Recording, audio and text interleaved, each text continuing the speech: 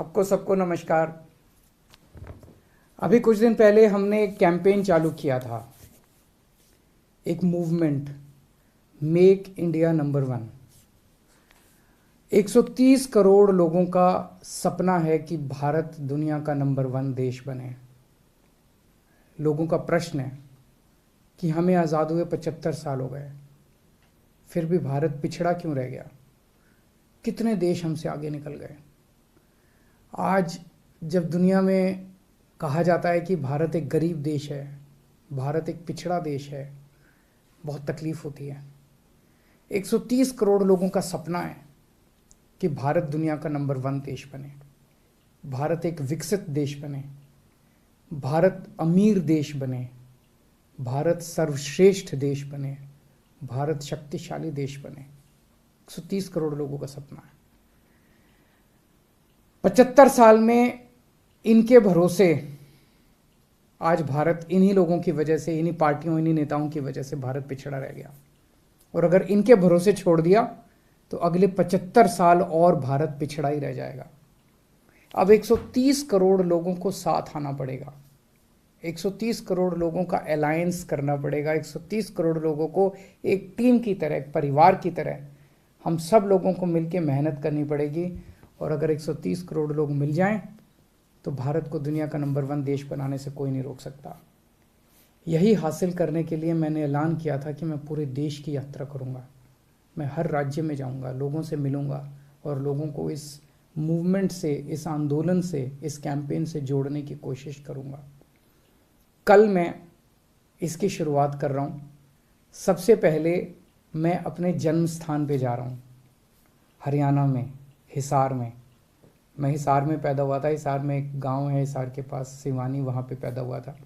हिसार से मैं अपनी इस शुभ यात्रा का, पवित्र यात्रा की शुरुआत कर रहा हूँ। और वहाँ से एक एक करके सभी राज्यों में जाएंगे, लोगों को जोड़ेंगे।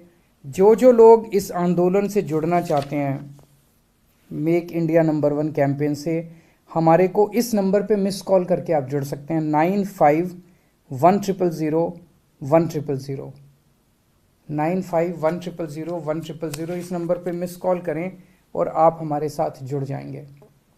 मैंने अक्सर कई बार बोला है कि भारत को दुनिया का नंबर वन देश बनाने के लिए बहुत सारे काम करने हैं, लेकिन एक चीज कहते हैं ना, necessary but not sufficient condition.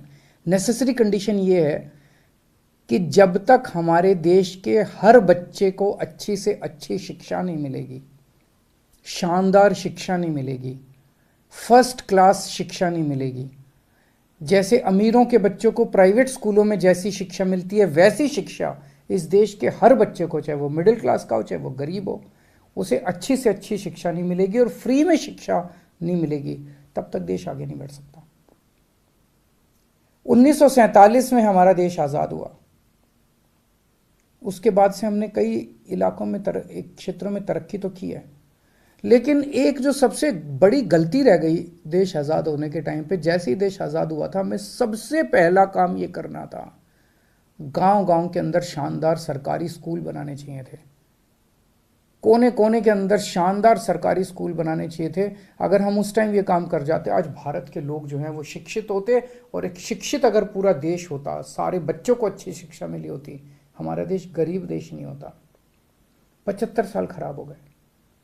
कल प्रधानमंत्री जी ने एक ऐलान किया कि 14,500 सरकारी स्कूलों को देश भर में अच्छा बनाया जाएगा, मॉडर्न बनाया जाएगा। बहुत अच्छी बात है, लेकिन 14,500 स्कूलों से क्या होगा? देश में 10.5 लाख सरकारी स्कूल हैं, 10.5 लाख। अगर 14,500 स्कूल एक साल में अगर करेंगे तो 100 साल लग जाएंगे 10 लाख स्कूलों को, 70-80 साल लग जाएंगे 10 लाख सरकारी स्कूलों को ठीक करने में। इतना टाइम तो नहीं है। 75 साल खराब हो गए। अब हमें, मेरी अपील है प्रधानमंत्री जी से, मेरी अपील है केंद्र सरकार से कि सभी राज्य सरकारों के साथ मिलके प्लान बनाया जाए, 10.5 लाख के 10.5 लाख स्कूलों को एक साथ मॉडर्न और बेस्ट क्वालिटी का बनाया जाए, एक साथ बनाया जाए, और कोशिश ये की जाए कि 5 साल के अंदर हम ये हासिल कर सकें। जब तक हमारा देश के बच्चों को अच्छी शिक्षा नहीं मिलेगी तब तक देश आगे नहीं बढ़ सकता।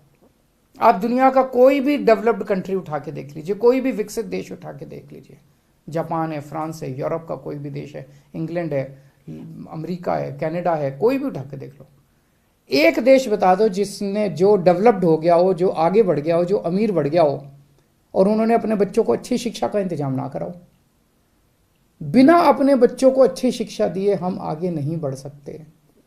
तो 14,500 स्कूल तो एक तरह से समुद्र में बूंद की तरह के हैं। 10.5 लाख सरकारी स्कूल है, इनको सबको एक साथ 5 साल के अंदर ठीक करना है। नमस्कार।